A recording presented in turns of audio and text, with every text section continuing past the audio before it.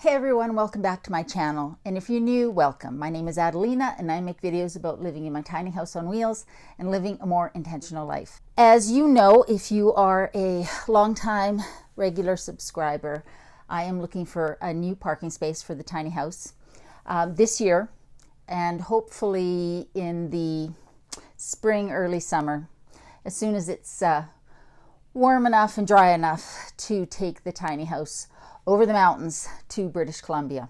So I have been on the search for a new parking spot.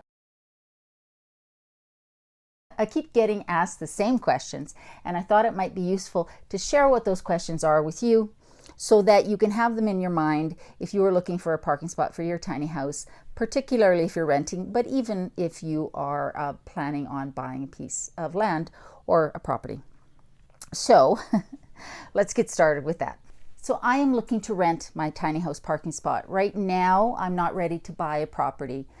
So when I move from Calgary, Alberta, I want to find a parking pad for the tiny house for the next year or two. I'm not sure how long, we'll see, but for the foreseeable future. The biggest question you're going to get is, does your tiny house need hookups? Sewer hookups in particular. Even if you plan on going with a compost toilet, you still need a place for your gray water. From when you're showering, washing your dishes, all of those things, that water has to go somewhere. So you're going to need some sort of a gray water disposal strategy. So, a sewer hookup or a septic field, something like that. I suppose you could also have everything pumped into a tank that then somebody comes once a month, once every couple weeks to pump out. So even if you're not planning on having black water, as in a flushing toilet, you will still have gray water, and you need some sort of a strategy to dispose of it. Whatever parking spot you're looking at, you need to be sure has that ability. So the number one question I get is, do you need sewer hookups? And the answer in my case is yes, I'll need some way of disposing of gray water. I would like to switch to a compost toilet, and that's sort of the plan going forward if where I'm parking allows it. So that leads to the second question is, what kind of water system do I need? I would prefer to be hooked up to water and sewer so that I can have a nice clean drinking water source and water for showers and things like that. I don't have a water tank built into my tiny house. I have seen tiny houses that do have a freshwater tank built in. Kenton Zurban, if you look him up online, I took his tiny house course as I was designing my tiny house, and it was invaluable, so I definitely recommend it, and I'll link that down below. But he has an area inside his house for a freshwater tank, so I need a freshwater source. I could build a little shed and put in tanks for fresh water that in a space that was heated so that it didn't freeze in the winter, and have somebody deliver water to me. I'd be fine with that, but I would prefer to have it just piped in. I also get asked how the house is heated. Will I need to be hooked up to natural gas? Will I have propane tanks? Is it wood heated? Fully electric heated, that sort of thing. It's becoming more common for people who have land, who have property, to want to rent out a piece of that for a tiny house parking pad. And they will often have water and electrical available, but what they won't have is gas hookups, which is understandable because that's very expensive for them to put in. Now, I built the house with the intention of having propane for my furnace and my stove. But when I found this parking spot here, because it's in a major city, we weren't allowed propane appliances inside the unit. So I had to switch to natural gas. But it's as simple as switching that fitting out back to the one that's required to use propane. It's not very common, I found, that they will have that available for you. So just keep in mind, they're going to ask that question and just have an answer for them. The fourth question you're going to get asked is, what kind of electrical hookup are you going to need? Are you going to be off-grid with solar panels and a battery system? Or are you going to need to be plugged into the electrical grid? If so, what kind of amperage do you need? Most foundation standard built houses in Canada, at least, are 100 amp service, but they can go up to 150, 200, 250, depending on the size of the house and the needs. The tiny house that I have is a 50 amp service. Smaller RVs, maybe even smaller tiny houses, may run on a 30 amp system. So if you are parked in an RV park, you will often have the option of a 30 amp or 50 amp. And so you're just going to want to know what kind of electrical service you're going to need. I'm not going to be able to just plug into an extension cord into somebody's house.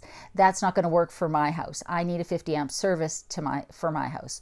It could be 100 amp, but it cannot be a 30 amp, and it certainly can't run on an extension cord. Keep in mind what your electrical needs are, so that when you're approaching a landlord, a place for parking, you can ask that question up front.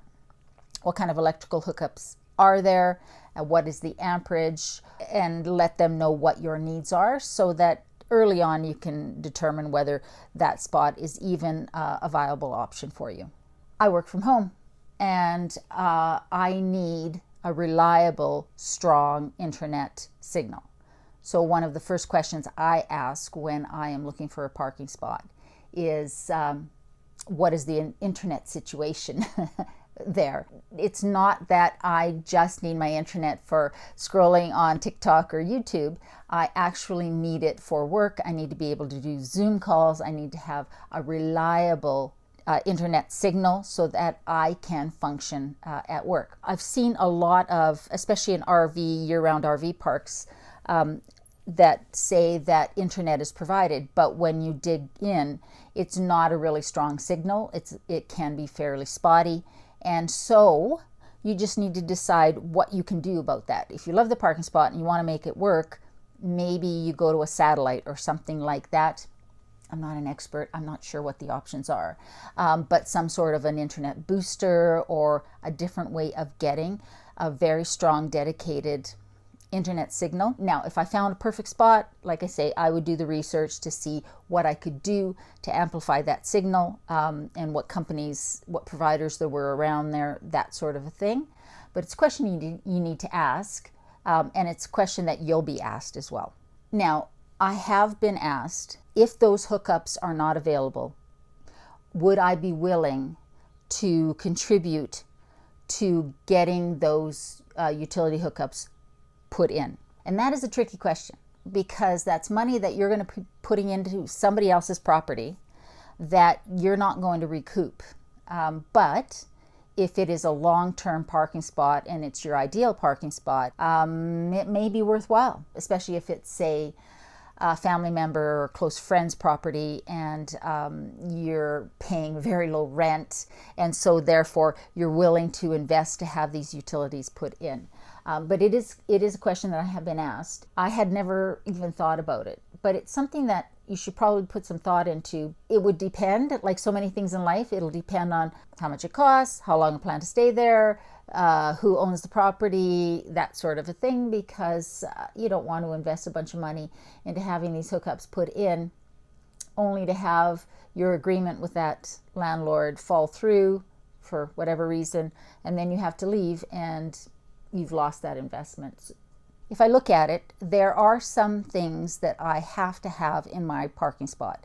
And some of those things I can make arrangements for myself, but I do need a fresh water source. I do need at least a gray water disposal system. I need good electrical.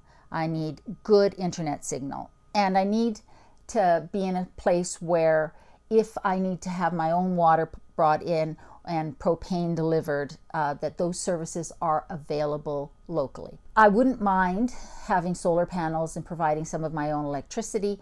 I just worry that I wouldn't be able to have a reliable source of electricity, and I would hate, especially in the winter, if it's gray and rainy or there's snow, I would worry that I wouldn't be able to harness enough electricity to power my tiny house, because she's a fair size and I work from home.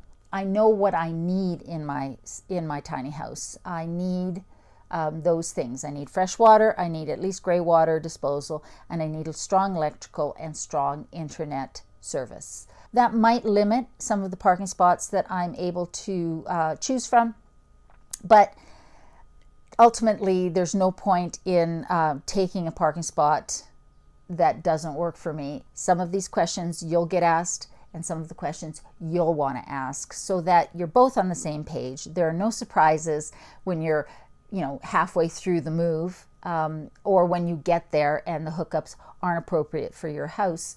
You want to be sure that you've had these conversations ahead of time. I hope that was helpful. I hope that gave you some ideas of things to be thinking about when you're looking for your parking spot. And if you're buying land, obviously it's different considerations, because you're probably going to have to put these utilities, these things in yourself, but it's still things to think about.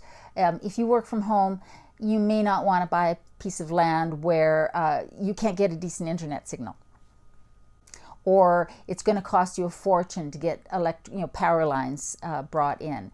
Those things are important. I hope this was helpful. I hope you guys are doing well, staying safe. I love you guys, and I'll see you next week. Sophie, hey. Hey, are you done? Seriously.